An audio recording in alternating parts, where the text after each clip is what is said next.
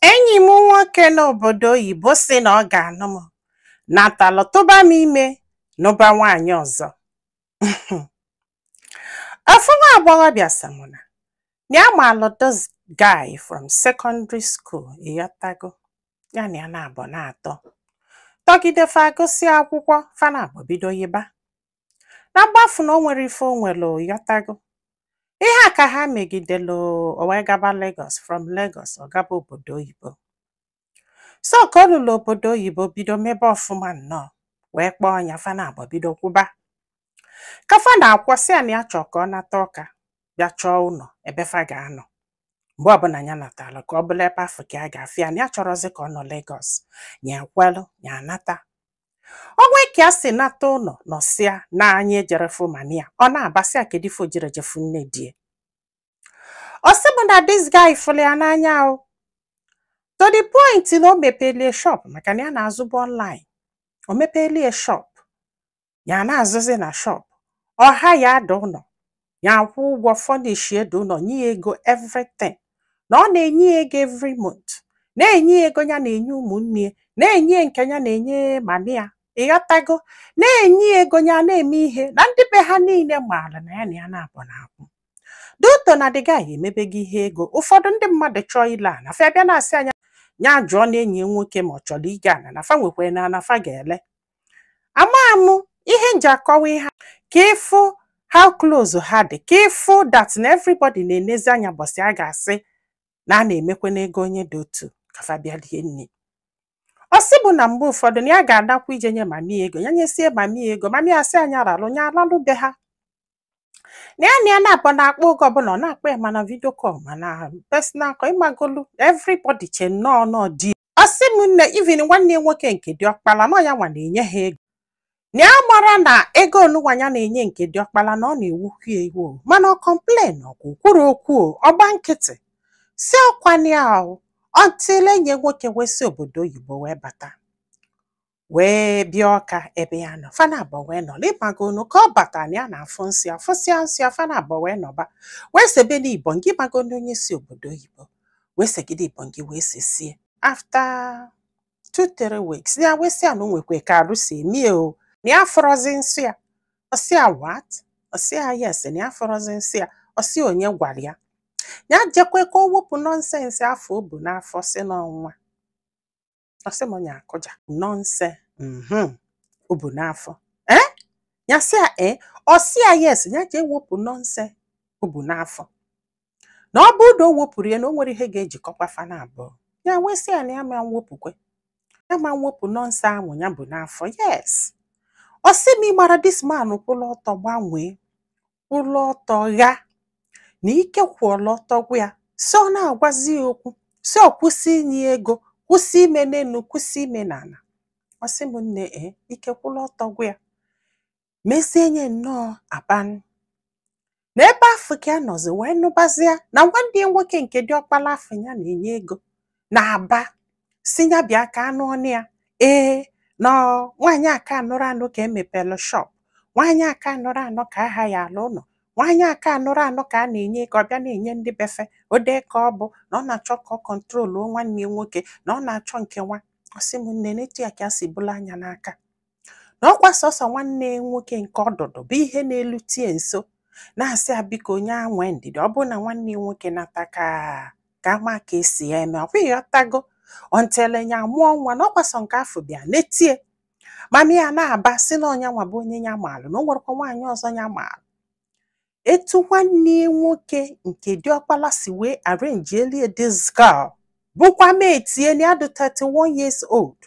Afọ ịghọtago, o wee jekwe arrange kwelie another lady dịkwa 31 years old. Ya meti ha ka ọ na-anụ and na this girl na asị na ihe mami ya na the girl na-agwọ n'ọgwụ adọsịrọ mma na amalụfa amalụ n'obodo. Like ịmago na onwe ka a ga-ababata n'obodo na onwe famili a ga na-asọ ọkwa ndị afa na-agwọkwa ọgwụ ọkwa ndị afa. Ịmago na ụdị ha anwa na-etu esi wee malụ this particular family ọ banye ya kịta je n'ọnwa. Ọ sị m na nwanne nwoke nwa na mgbe ya notisi na ọ laikiri ya ọ bụrụ na ịma mma na mmadụ alaikiri ọ ga-eghọtago na ọ ya mara ife na-ewu ewu na ya gwakwala ya sị ya na nwanne nwoke alaiki akwana ya nya kpezie elufa ka ọ mara ife na-ewu ewu ebe ya nọ ọ sị ya ma nwanne nwoke na-anụ ya na ọnya nwa ga-anụ ya na ọ bụrụ nwanne nwoke na ọ gbasaralụ nwanne nwoke ya wee mechalụ wee noo ahụ ịghọtago na ọ n'ikpeazụ kịta bụzi ife nwanne nwoke afụ na-ekwu ka ọ na-eme ahụ ifugi ya ife nwanne nwoke afụ na-ekwu ka ọ na-eme ọ sị m nne echekwa na egwuregwu this guy esi obodo oyibo nata jee mee ego dozga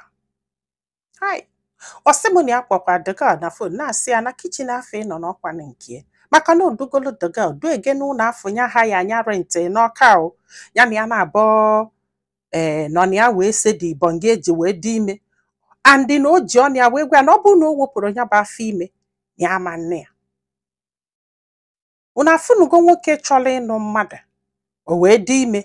ọ sị gị jee wepụ afọ ime na ọ bụrụ na ị wepụrụ afọ ime afọ na ya ma nnọ gị o gosi na ọ na-akwadobula ịnụ gị ọ sị mụ na this guy na ya na-ese evuri ego na mgbe ya na ya na-abọ nọ na ego ọbụla o wetara ya agba mbọ na-etinye n'ife like ịgbata ana like ime ana fence na since afọ this guy hapụrụ ya kịta na o nwere ife ọ na-eme na-aga aga na mgbe ọ bata chọọ ịnụ this girl ma ya tiebele ọnụ ndị mmadụ na-agwa ya okwu ọ sị na the girl dị ime akwa ifugo na the girl dị ime ole oke a gbasialụ nkwụ mesie ife dị n'isi the girl afọ ime nwa apụọ ọ sị bụ nne na ngwa ya dọkịta eyie and 5 months na since afọ nwunye etulu ime ọ pụọ nwunye etulu ime ọ pụọ na ya sị akwa na o nwere ife amị kama na ịgbagonu nwaanyị dị ime isi aja ewepụ nọ nse oluzie ka onye ọzọ tụọrọ ime ọ bụrụ nọ nse iji maka ya wee nụbịa ndị mmadụ wee na-asị na ihe anụnwa bụ ọgwụ ka dịkalụ ji wee jide na ihe anụnwa bụ ọgwụ na o nwere ife ọzọ ya melụ this guy na since anọsalụ this girl ojebe obodo oyibo na this girl enwere ike ijebe be the guy jefu mama the guy maka na ọ ma na mama the guy a na-atara ya na ojije ọ na-ejebe the guy bụ ya na the guy yi eso na so onye na-atali ebe afọ bụ nke diọkpala afọ na ya mụrụ ma nke diọkpala omeli ha ka o wee megidie bikos na ihe a na-anụzi n'ikpeazụ bụ maka na a na-enye ego ọ na-enyefe ọkwa ịghọtago na ya nwere ike ịghọta na ike kwụọla ọtọ gwa ya ya wesị ka amalife ndị mmadụ lụ ife a chọrọ ịma bụ ihe anụnwa mee kịta anụnwa onwe ka o si bụrụ fọt ya nya akala ije wepụ nwa afọ kedu ka onye chọrọ ịnụ gị anụ ga-ejisi gị wepụ nwa na iwepụ nwa na ama nụ gị nọ ihe gbarịa aghala ịnya wesị mba na ya ma wepụ nwa afọ ọkwa ịghọtago den ihe a niile na-eme na ọdụ unu ka this guy oji anya na ndị tata 1 naira shishi ego ise na onye benya na nwa onye benya na nwa na o nwere mgbe nwa ya lụrụ 1 year enyi nwoke wesị anya weta akaụntụ nọmba ya ka ya meelụ nwa birthday ya wee were akaụntụ nọmba ya wee nye enyi nwoke wee mesịa wee kwanya wee sị ya na ya na-alị akaụntụ nọmba afọ ka ya nye nwoke nwe nwa ka ya malụ ma ọ ga-esi otu afọ wee compensate gị bikos na enyi nwoke si na ya were dị akaụntụ nọmba wee jekwube diga wee yọbịa sị ya ọ bụrụgodo na ị chọrọ ịnụ diska na ịgbarapụgo ya na nwa gị wezelu dis opportunity chọọla ezigbo ego ka ọ chọọ ihe ọ ga-eme wee na-enete nwa gị anya si ọjụọ shishi tọlọ na onye ruru ya na nwa luo tata asị m nne na kịta na o nwere ife a na ya agasasịla agasa bikos na si ife a na-eme bụ na ya na-achụkọ ego wee na-azụ nwa ya kedu ife a ga-emekwa no kedu ife a ga-emekwa ya chọsịrị na-achụkọ ego wee na-azụ nwa ya na ya akwagolu ngwongwo echi ga-azụ back to Lagos ebe a nọ ya na-azụ akwa na akpụkpọ na ọ bụrụ na ịkwụsie ife ilo maọbụ ọgwụ maọbụ oji anya ya ma o jiri anya ya na ọ bụkwa na o nwere ka isi chọọ inyeli aka banye ịzụ akwa na akpụkpọ ụmụ nwoke na ụmụ nwaanyị na ya na-azụ na Lagos gị kọntaktị anya ka ọ bụla etu ị ga-esi wee help ya na ya dị interested gwa anyị filo na comment section maka na ọ ga-enyelụ this girl aka iji ma ife ọ ga-eme manyekwazalụ m aka tụsa ozi a ka olu ndị ọzọ ntị ndị be anyị daalụnụ ka ọ dị n'ụbọchị ọzọ